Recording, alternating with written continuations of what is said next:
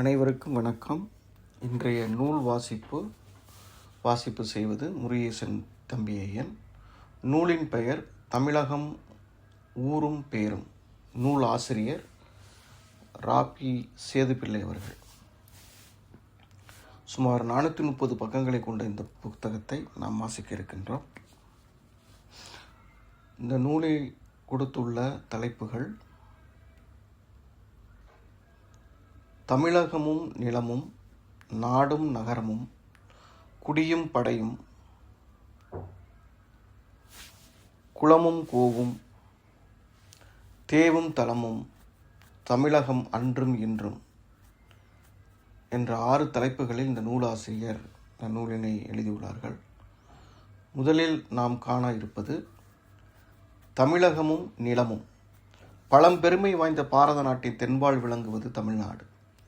சேர, சோழ, பாண்டியர் என்னும் மூவேந்தரால் தமிழகம் தொன்று தொட்டு ஆளப்பட்டதென்பர். பொது உற நோக்கும் பொழுது பழந்தமிழகத்தில் மேல்நாடு சேரனுக்கும், கீழ்நாடு சோழனுக்கும், தென்னாடு பாண்டியனுக்கும் உரியனாய் இருந்தன என்பது புலனாகும். இங்கனம் 3 கவடாய் முளைத்தெழுந்த தமிழகம் மூவேந்தரது ஆட்சியில் தலைத்தூங்கி வளர்ந்தது. 4 வகைப்பட்ட நிலங்கள் தமிழகத்தில் அமைந்திருக்க கண்டனர். பண்டைய தமிழர் மலையும் மலை சார்ந்த இடமும் ஒரு வகை, காடு சார்ந்த இடம் மற்றொரு வகை, வயலும் வயல் சார்ந்த இடம் பிறிதொரு வகை, கடலும் கடல் சார்ந்த இடமும் இன்னொரு வகை. இந்த 4 முறையே குறிஞ்சி, முல்லை, மருதம், நெய்தல் என்று பெயர்களாய் குறிக்கப்பட்டன. 4 வகை நிலையுடைய காரணத்தால் நானிலம் என்ற பெயர் பூமிக்கு அமைந்ததாயிற்று. ஆயினும் பிற்காலத்தில் பாலையும் ஒரு தனி நிலமாக கொள்ளப்பட்டது. குறிஞ்சி நிலம். தமிழ்நாட்டில் வளர்ந்த மலைகள் பல உண்டு. அவற்றை சார்ந்து எழுந்த ஊர்களில் சிலவற்றை ஆராய்வோம். தமிழகத்தில் வடக்கெல்லையாக விளங்குவது திருவேங்கடமலை.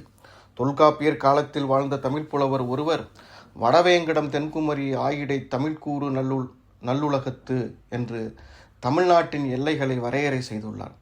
இவ்வாறு வட சொற்களும் தென் சொற்கும் வரம்பாக நின்றமையால் தமிழ்நாட்டர் அம்மலையை வடமலை என்று வழங்கலாயினர். தொன்று தொட்டு தெய்வ மனம் கமழ்வதனால் அது திருமலை என்றும் திருப்பதி என்றும் பெயர் பெற்றது. பாண்டிய நாட்டின் தலைநகராகிய மதுரையின் அருகே ஆனைமலை, சிறுமலை, பசுமலையும் அமைந்திருக்கின்றன. ஆனைமலையில் முற்காலத்தில் சமண முனிவர்கள் பெருந்தொகையினராய் வாழ்ந்திருந்தார்கள். இக்காலத்தில் இனிய வாழை கனி தரும் சிறுமலையும் பழம்பெருமை வாய்ந்ததாகும். அம்மலையின் செழுமையை சிலப்பதிகாரம் அழகுரை எடுத்து காட்டுகின்றது. சென்னைக்கு அருகேயுள்ள மலையொன்று பரங்கிமலை என்று பெயர் பெற்றுள்ளது. 200 ஆண்டுகளுக்கு முன்பே பரங்கியர் என்னும் போர்ச்சுகீசியர் அங்கு குடியிருப்பு கொண்டமையினால் அப்பெயர் அமைந்ததென்பர். திருச்சிராப்பள்ளிக்கு அண்மையில் புதியதொரு நகரம் இக்காலத்தில் எழுந்துள்ளது. அதற்கு பொன்மலை என்பது பெயர். தமிழகத்தில் முருகவேல் குறிஞ்சி நில தெய்வமாக விளங்குகின்றார். எந்த மலையும் அவர்தம் சொந்த மலை என்ன தமிழ்நாட்டார் கொள்கை. ஆயினும் சில மலைகளில் முருகனாருக்கு சிறந்து தோன்றுவதாகவும், பாண்டிய நாட்டு பழனிமலையும், சோழ நாட்டு சுவாமி மலையும், தொண்டை நாட்டு தணிகை மலையும் இவை போன்ற பிற மலைகளும் தமிழ்நாட்டில் முருகப்பதிகளாக விளங்குகின்றன. மலையின் முடியை கோடு என்றும் குறிப்பதாகும். சேலம் நாட்டில் உள்ள திருச்செங்கோடு சால பழமை வாய்ந்தது. சீர்களு செந்திலும் செங்கோடும் வெண்குன்றம் ஏரகமும் நீங்கா இறைவன் என்று சிலப்பதிகாரம் கூறுவதால் திருச்செங்கோடு முருகனுக்கு பழம்பதிகளுள் ஒன்றென்பது இனிதே விளங்கும். செந்நிறம் வாய்ந்த மலையின் சிகரம் செங்கோடு என்று பெயர் பெற்றதென்பர். தமிழ் இலக்கிய மரபில் மலை என்னும் சொல் ஓங்கி உயர்ந்த பருவத்தை குறிக்கும். மலையில் குறைந்தது குன்று என்றும், குன்றினில் குறைந்ததை பாறை என்றும், அறை என்றும், கல் என்றும் பெயர் பெற்றன. குன்றின் பெயர் கொண்ட ஊர்கள் தமிழ்நாட்டில் சில உண்டு. பாண்டிய நாட்டில் திருப்பரம் குன்றம், தொண்டை நாட்டு திருக்களும் குன்றம் பாடல் பெற்ற மலைப்பகுதிகளாகும். ஆற்காட்டு நாட்டில் குன்றம் என்பது குணம் எனும் மருவி விளங்கும். நெற்குன்றம், நெடுங்குன்றம், பூங்குன்றம் என்னும் பெயர்கள் முறையே நெற்குணம், நெடுங்குணம், பூங்குணம் என்று மருவியுள்ளன. குன்றை அடுத்துள்ள ஊர் குன்றூர் என்றும் குன்றத்தூர் என்றும் குன்றக்குடி என்றும் பெயர் பெறும். அப்பெயர்களில் குன்றம் பெரும்பாலும் குன்னம் மருவி விளங்கும். நீலகிரி என்னும் மலையில் இப்பொழுது குன்னூர் என்று வழங்குவது குன்றையே ஆகும். தொண்டை நாட்டு குன்றத்தூரும் பாண்டிய நாட்டு குன்றக்குடியும் இப்பொழுது முறையே குன்னத்தூர் என்றும் குன்னகுடி என்றும் குறிக்கப்படுகின்றன. பாறை என்னும் பதம் பல ஊரின் பெயர்களிலேயே உள்ளன. பூம்பாறை, சிப்பிப்பாறை, தட்டைப்பாறை, குட்டைப்பாறை முதலிய பெயருடைய ஊர்கள் தமிழ்நாட்டில் உள்ளன.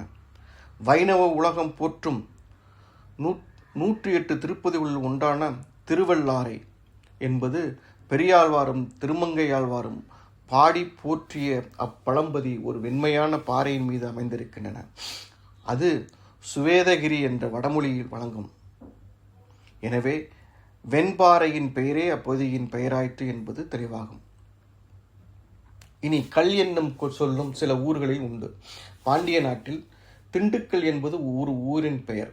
அவ்வூரின் பக்கத்தில் பாறையின் பெயரே ஊருக்கு அமைந்ததாக தெரிகின்றது. அது முன்னாளில் சிறந்ததோர் அரணாக விளங்கிற்று. பாண்டிய நாட்டுக்கும் கொங்கு நாட்டுக்கும் இடையே கணவாய்களை பாதுகாத்ததற்கு திண்டுக்கல் கோட்டை பெரிதும் பயன்பட்டதாக தெரிகின்றது. சேலம் நாட்டில் நாமக்கல் என்ற ஊர் உள்ளது. ஆரைக்கல் என்பது அதன் பழம்பெயராகும். ஆரை என்ற சொல் கோட்டையின் மதிலை குறைக்கும். அதனால் அவ்வூரில் உள்ள பாறையின் மீது உள்ள முற்காலத்தில் ஒரு கோட்டை இருந்தது என கொள்ளலாம். மலையை குறிக்கும் வடை சொற்களும் சிறுபான்மையான ஊர்களில் பெயர்களிலேயே காணப்படும். கிரி என்னும் சொல் சிவகிரி, புவனகிரி முதலிய ஊர் பெயர்களிலே அமைந்துள்ளன.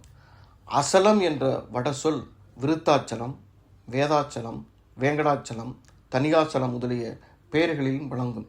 இன்னும் சைலம், அத்திரி என்னும் வட சொற்களையும் இரண்டோர் ஊர் பெயர்களிலே காணலாம். நெல்லை நாட்டில் புதிய மலைத்தொடரின் அடிவாரத்தில் சின்னஞ்சிறு ஊர்களில் சிவசைலம் என்ற பெயர் பெற்றுள்ளது. வானவாமலை என்னும் நாங்குநேரிக்கு கோத்தத்திரி என்ற வடமொழி பெயரும் உண்டு. முன்னாளில் குறிஞ்சி நிலத்தில் வாழ்ந்த மக்கள் குறவர் என்று பெயர் பெற்றனர். அன்னார் குடியிருந்த இடம் குறிச்சி என்று குறிக்கப்பட்டது. குறிச்சி எங்கள் குறச்சாதி குடியிருப்பே தம்மே என்று குறவஞ்சி கூறமற்றால் இவ்வுண்மை இனிது விளங்கும். புதிய மலைத்தொடரின் அடிவாரத்தில் குறிச்சி என்று பெயருடைய ஊர்கள் பல உண்டு. ஆழ்வார் குறிச்சி முதலாக பல குறிச்சி பெயர்களை தொகுத்து வழங்கும் முறையும் நெல்லை நாட்டில் உள்ளது. ஆதியில் குறிச்சி என்பது குறவர் குடியிருப்பை குறித்ததாயினும் பிற்காலத்தில் மற்றைய குலத்தார் வாழும் சிறூர்களும் அப்பெயர் பெற்றன. ஆற்காட்டு வட்டத்தில் கள்ளக்குறிச்சி என்பது ஒரு ஊரின் பெயர். ராமநாதபுரத்தில் பிராமணக்குறிச்சி என்னும் ஊர் உள்ளது. முல்லை நிலம். பழங்காலத்தில் தமிழ்நாட்டில் மரம் செறிந்த காடுகள் மலிந்திருந்தன. பண்டை தமிழரசர்களாகிய கரிகால் வளவன் முதலியோர் காடு கொண்டு நாடாக்கினர் என்று கூறப்படுகின்றது. ஆயினும் அந்த நாளில் இருந்த அழிப்பட்ட காடுகளின் தன்மையை சில ஊர் பெயர்களால் உணரலாம். இக்காலத்தில் பாடல் பெற்ற தலங்கள் என்று போற்றப்படுகின்ற ஊர்கள் முற்காலத்தில் பெரும்பாலும் வனங்களாகவே இருந்தன என்பது சமய வரலாற்றால் அறியப்படும். சிதம்பரம் ஆதியில் தில்லைவனம், மதுரை கடம்பவனம், திருநெல்வேலி வேணுவனம் இவ்வாறே பல வனங்கள் பரிமாணங்களில் கூறப்படும். தமிழ்நாட்டில் ஆற்காடும் ஆலங்காடும் வேர்க்காடும் களக்காடும் பிற காடுகளும் இருந்தன என்பது ஊர் பெயர்களால் விளங்கும். ஆறு என்பது ஆத்தி மரத்தை குறிக்கும். ஆத்தி மாலை அணிந்து சோழ மன்னனை ஆரங்கண்ணி சோழன் என்று சிலப்பதிகார பதிகம் குறிப்பிடுகிறது. அந்த நாளில் ஆத்தி மரம் நிறைந்திருந்த நிலப்பகுதி ஆற்காடு என்று பெயர் பெற்றது. இக்காலத்தில் ஆற்காடு என்பது ஒரு நாட்டுக்கும் நகருக்கும் பெயராக விளங்குகின்றது. ஆற்காட்டுக்கு அணித்ததாக ஆர்ப்பாக்கம் என்ற ஊர் உள்ளது. அன்றியும் சோழ நாட்டின் பழைய தலைநகரம் ஆரூர் ஆகும். அது பாடல் பெற்ற பின்பு திருவாரூர் ஆயிற்று. காடு என்னும் பெயர் உடைய ஊர்கள் தமிழ்நாட்டில் பல உள்ளன. தொண்டை நாட்டில் பழையனூருக்கு அணித்ததாக அமைந்துள்ள திருவாலங்காடு, பொன்னேரிக்கு அருகே உள்ள பழவேற்காடு, கருவேல மரங்களால் நிறைந்திருந்த பழமையான காடு பழவேற்காடு என்று எனப்பட்டது போலும். அவ்வூரில் வந்த குடியேறி ஐரோப்பியர்கள் அதனை புலிக்காடாக்கிவிட்டனர். சோழ நாட்டில் பாண்டியன் நெடுஞ்செழியனும் ஏனைய தமிழரசர் இருவருக்கும் பெரும் போர் நிகழக்கண்டு காடு தலையலங்காடாகும். இன்னும் சேலத்தின் அருகே ஏற்காடு என்னும் ஊர் உள்ளது. காடு சூழ்ந்த இடத்தில் ஓர் அழகிய ஏரி அமைந்திருந்தால் ஏரியையும் காட்டையும் சேர்த்து ஏரிக்காடு என்று அவ்வூருக்கு பெயரிட்டார்கள். அது சிதைந்து ஏற்காடு என்று வழங்கலாயிற்று. நெல்லை நாட்டில் பச்சையாற்று போக்கில் உள்ள களக்காடு என்ற ஊர் மிக பழமை வாய்ந்தது. காலச்செடி நிறைந்திருந்த இடம் களக்காடு என்று பெயர் பெற்றது. தென்பாண்டி நாட்டிற்கும் மலையாளத்திற்கும் இடையே உள்ள நெடுஞ்சாலையில் பச்சையாற்றின் கரையின் பாங்குற அமைந்துள்ள களக்காடு என்னும் ஊர் மலைவளமும் நதிவளமும் உடையதாக விளங்குகின்றது. கா என்னும் சொல் சோலையை குறிக்கும். அது காவு எனவும் வழங்கும். மேற்கு தொடர் மலையில் செங்கோட்டைக்கு அருகே ஆரியங்காவு என்னும் ஊர் உள்ளது. ஆரியன் என்பது ஐயனாருக்குரிய பெயர்களில் ஒன்று. ஐயனாரை மலையாள நாட்டார் ஐயப்பன் என்பர். ஆரியங்காவில் ஐயப்பன் வழிபாடு இன்றும் சிறப்பாக நடைபெறுகின்றது. மேற்கு தொடர் மலைச்சாரில் அமைந்த நெடுஞ்சோலையில் ஐயப்பன் கோயில் கொண்டமையால் அவ்வூர் ஆரியங்காவு என்று பெயர் பெற்றதென்று நன்கு விளங்குவதாகும். தொண்டை நாட்டில் திருமாலுக்குரிய திருப்பதிகளில் ஒன்று திருத்தான்கா எனப்படும். அழகும் குளிர்மையும் உடைய அக்காவில் நின்றளவும் பெருமாளை, விலங்கொழிய மரகதத்தை திருத்தன்காவில் வெண்காவில் திருமாலை என்று திருமங்கையாழ்வார் போற்றினார். அத்திருவாக்கத்தின் திருமையால் விளக்கொளி கோயில் என்பது திருத்தன்காவின் பெயராக இக்காலத்தில் வழங்குகின்றது. இன்னும் காவலம்பாடி என்பது சோழ நாட்டில் திருப்பதிகளுள் ஒன்று. சோலை வளம் பொருந்திய இடத்தில் அப்பாடலை காவலம் பாடிய மேய கண்ணே என்று பாடினார் திருமங்கையாழ்வார். மரங்களும் செடி கொடிகளும் செழித்தூங்கி வளரும் சோலை பொழில் என்னும் அழகிய சொல் குறிப்பதாகும். ஆலமரங்கள் செறிந்து அழகிய சோலையாக விளங்கிய ஒரு இடத்தை திருவாலம்பொழில் என்று தேவாரம் பாடிற்று. ஆலம்பொழில் அமர்ந்த பெருமானை திருஞான சம்பந்தர் தெல்லிய பாமாலை அணிந்து போற்றியுள்ளார். இன்னும் மலைவளம் வாய்ந்த திருக்குற்றால மலையின் அடிவாரத்தில் கண்ணினை கவரும்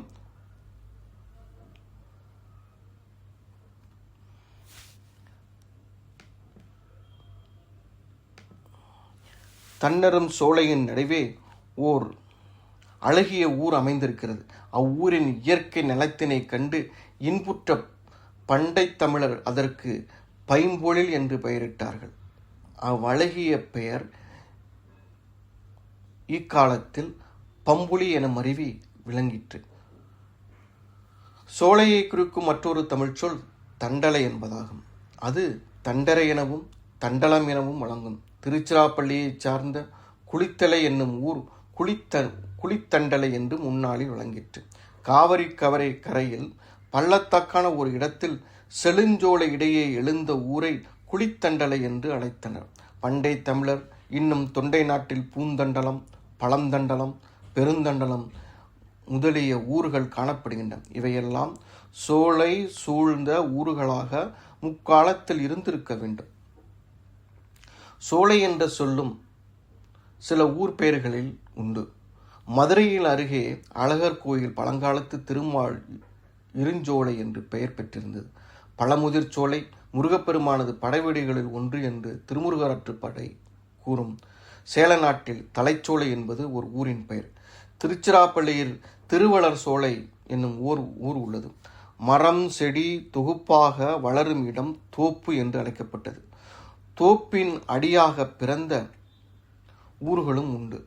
மந்தித்தோப்பு என்னும் ஊர் நெல்லை நாட்டிலும், மாந்தோப்பு ராமநாதபுரத்திலும், நெல்லித்தோப்பு தஞ்சை நாட்டிலும், வவ்வால் தோப்பு தென்னார்காட்டிலும் விளங்குகின்றன. சுரம் என்பது காடு. தொண்டை நாட்டில் உள்ள திருச்சுரம் இப்பொழுது திரிசூலம் என்று வழங்கப்படுகிறது. அந்த நாட்டில் உள்ள மற்றொரு ஊரின் பழம் பெயர் திருவடைச்சுரம்.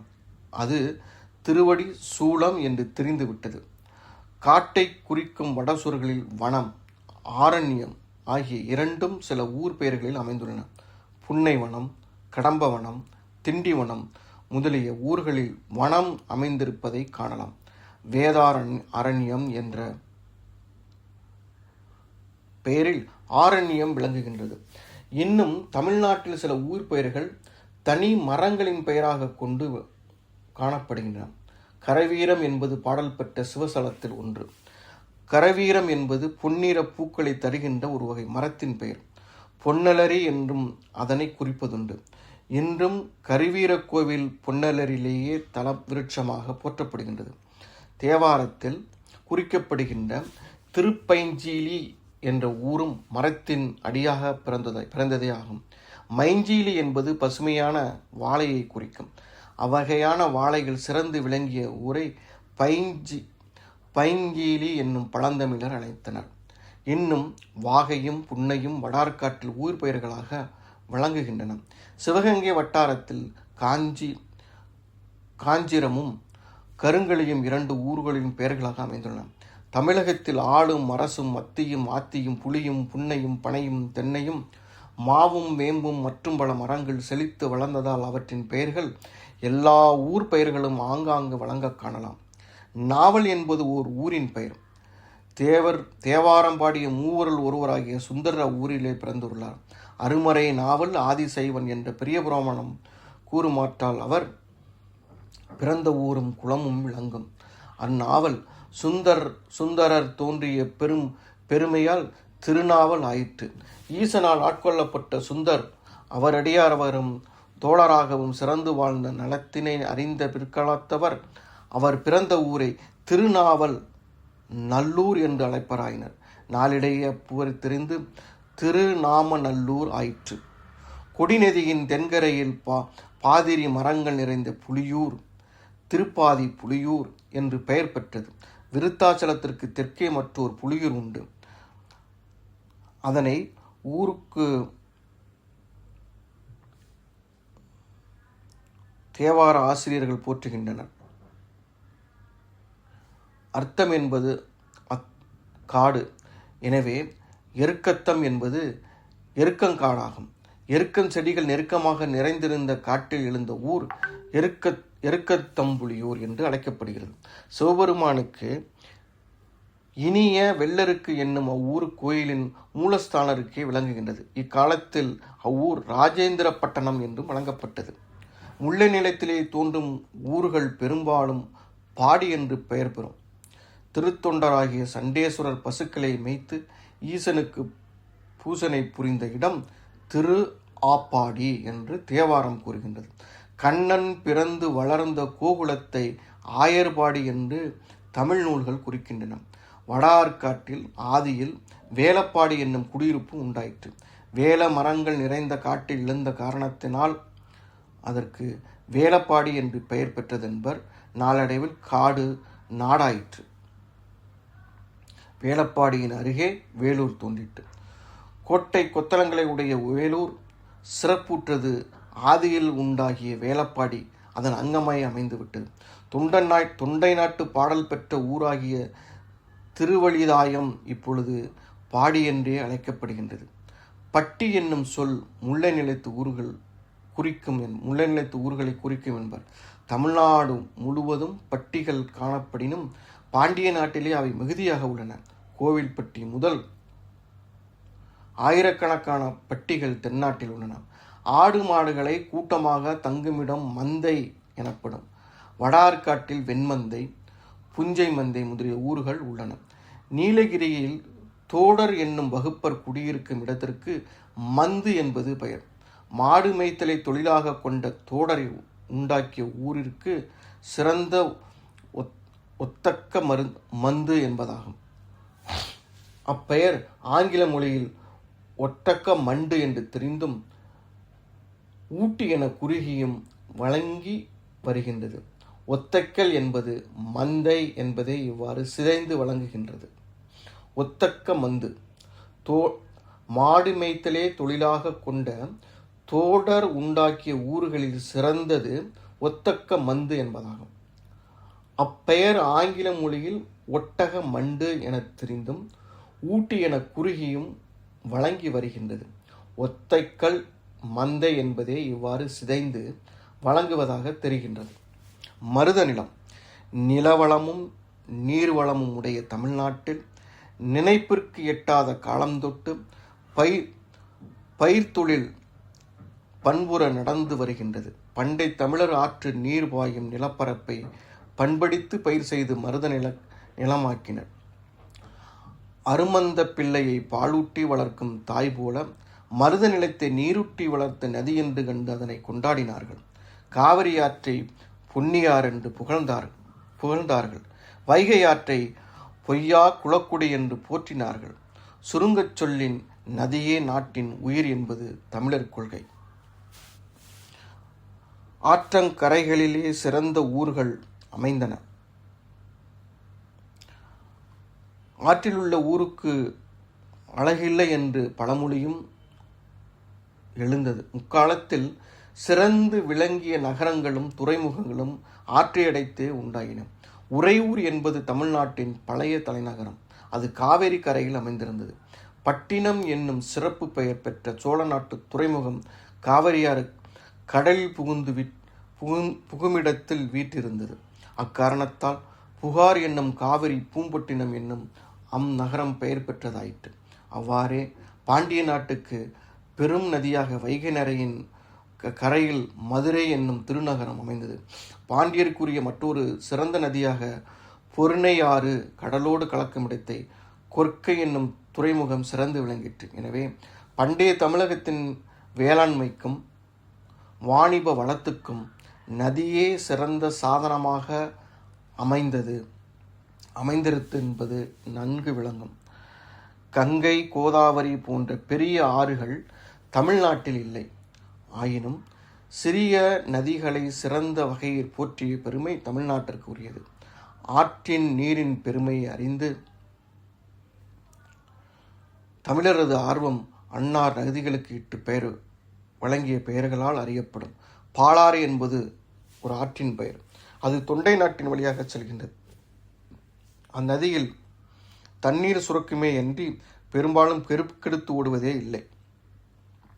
இன்னும் நீர்வளம் குறைந்த சேது நாட்டின் வழியாக செல்லும் ஒரு சிறு நதி தேனாறு என்னும் அழகிய பெயரால் விளங்கிற்று. அதனருகே உள்ள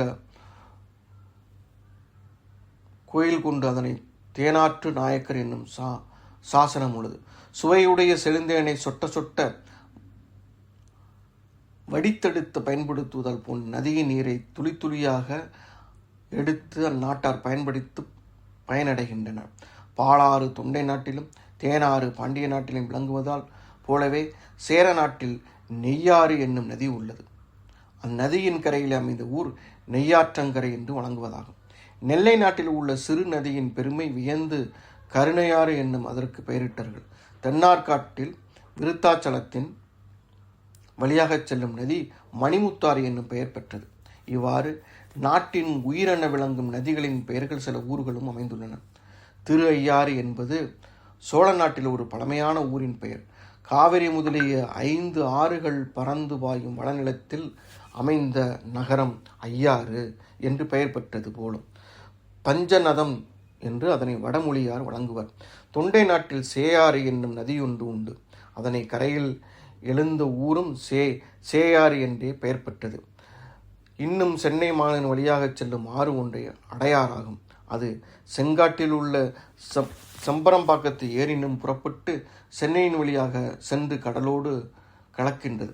அவ்வாறு பெயரே அடையாறு என்னும் பாக்கத்தின் பெயராயிற்று. இக்காலத்தில் சில ஆற்றுப் பெயர்கள் மாறிவிட்டாலும் அவற்றை உயிர் பெயர்களால் உணர்ந்து கொள்ளலாம். திருக்குற்றால மலையினின்று புறப்பட்டு செல்கின்ற சித்தரா நதியோடு ஒரு சிறு நதி வந்து சேர்கின்றது. புராணக்கதையில் அது கோதண்டராம நதி என்று கூறப்படுகின்றது. வனவாசம் செய்த ராமர் சீதையின் தாகத்தை தீர்க்கும் பொருட்டு தமது கோதண்டத்தை தரையில் ஊன்றி உண்டாக்கிய நதியினால் அது அப்பெயர் அமைந்ததென்று கூறுவர். ஆயினும் அவ்வாற்றின் பழம்பெயர் கயத்தாறு என்று தெரிகின்றது. கயம் என்பது ஆழமான நீர்நிலை. அத்தகைய நீர்நிலைக்கு ஆதாரமாய் ஊற்றினின்றும் புறப்படுகின்ற ஆற்றை கயத்தாறு என்றும் அழைத்தனர். பெரும்பாலும் தென்னாட்டில் உள்ள நதிகள் மலைகளிலே பிறக்கும். அவ்வாறு பிறவாமல் சமவெளியாம் முல்லை நிலத்தில் தன்னூற்றாக பொங்கி எழுந்த கயமாக பெருகி சிறு ஆறாக ஓடும் சிறப்பினை கண்டு அதற்கு கயத்தாறு என்று முன்னையோர் பெயரிட்டார்கள். இந்நாளில் அப்பெயர் ஆற்றின் பெயராக வழங்காவிட்டாலும் அவ்வாற்றங்கரையில் உள்ள கயத்தாறு என்ற ஊரின் பெயராக காணப்படுகின்றது. ஆற்றின் அருகே அமைந்த ஊர் ஆற்றூர் எனப்படும். தமிழ்நாட்டில் ஆற்றூர் என்று பெயருடைய ஊர்கள் பல உண்டு. சேலம் நாட்டில் ஆற்றூர் என்பது ஒரு பகுதியின் பெயராக, ஆற்றங்கரை என்பது ராமநாதபுரத்தின் ஊரின் பெயர். தஞ்சை நாட்டில் ஆற்றுப்பாக்கமும், திருச்சி நாட்டில் ஆற்றுக்குறிச்சியும், வடார்காட்டில் ஆற்றுக்குப்பமும் உள்ளன. ஆறுகளில் மக்கள் இறங்கி நீராடுதற்கேற்ற இடங்கள் துறை எனப்படும். தமிழ்நாட்டில் ஆற்றை அடுத்துள்ள சில ஊர்கள் துறை என்னும் பெயர் தாங்கி நிற்க காணலாம். சில துறைகளின் இயற்கை அழகு அவற்றின் பெயராலேயே விளங்குகின்றது. காவிரி ஆற்றின் இருமருங்கும் அமைந்த செழுஞ்சோலை மயில் தோகை விரித்தாடும் மந்திகள் கொஞ்சி குழாவி கூத்தாடும் இங்கனம் மயில்கள் ஆடும் துறை மயிலாடு துறை என்றும், குரங்குகள் ஆடும் துறை குரங்காடும் துறை என்றும் பெயர் பெற்றன. மயிலாடுதுறை இப்போது மாயவரமாக மாறியிருக்கின்றது.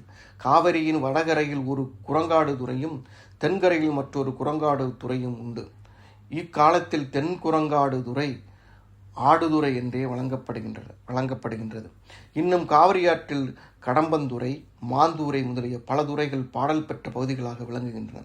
நெல்லை நாட்டின் வழியாக செல்லும் பெருணையாற்றில் பூந்துறை, குறுக்கத்துறை முதலிய துறைகள் உள்ளன. ஆற்றின் நடுவே அமைந்த இடைக்குறை வடமொழியில் ரங்கம் என்றும் தமிழ் மொழியில் துருத்தி என்றும் குறிக்கப்படும். காவிரியாற்றில் திருச்சிராப்பள்ளிக்கு அருகே சிறந்த ரங்கம் ஒன்று உள்ளது. அங்கே கோவில் கொண்ட பெருமாளை ஆழ்வார் 12 பாடினர். அவர்கள் அருளிய திருப்பாசுரங்களில் அவ்வூர் திருவரங்கம் என்று போற்றப்பட்டுள்ளது. தஞ்சை நாட்டில் குற்றாலத்தில் பழம்பெயர் திருத்துத்தி என்பதாகும். காவிரியாற்றின் நடுவே அமைந்த திருத்துத்தியின் சிறப்பினை திருநாவுக்கரசர் பாடியுள்ளார். பொன்னியின் நடுவுடு தன்னுள் பூம்புணல் பொழிந்தது ஒன்றும் துண்ணிய துருத்தி யானை தொண்டனேன் கண்டவாறே என்பது அவர் திருவாக்கு. சாசனங்களில் அவ்வூர் வீங்கு நாது துருத்தி என்று குறிக்கப்படுகின்றது. ஆறுகள் கூடும் துறைகளை புனிதமான இடங்களாக கருதி பண்டைய தமிழர்கள் கொண்டாடினர். அவற்றை கூடல் என்று அழைத்தனர். தொண்டை நாட்டில் பாலாறும் சேயாறும் கம்பையாறும் சேருகின்ற இடத்தில் அமைந்த ஊர் திருமுக்கூடல் என்று பெயர் பெற்றது.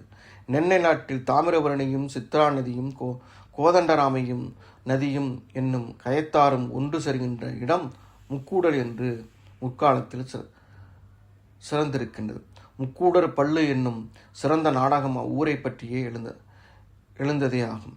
சோழ நாட்டில் கெடில நதியும் உப்பனாரும் கலக்கின்ற இடத்தில் அருகே அமைந்த ஊர் கூடலூர் என்று பெயர் பெற்றது. தென்னார்காட்டில் வெள்ளாரும் முத்தாரும் கூடுகின்ற இடத்தில் கூடலை ஆற்றார் என்று ஊர் அமைந்திருக்கின்றது. அது தேவார பாடல் பெற்றது.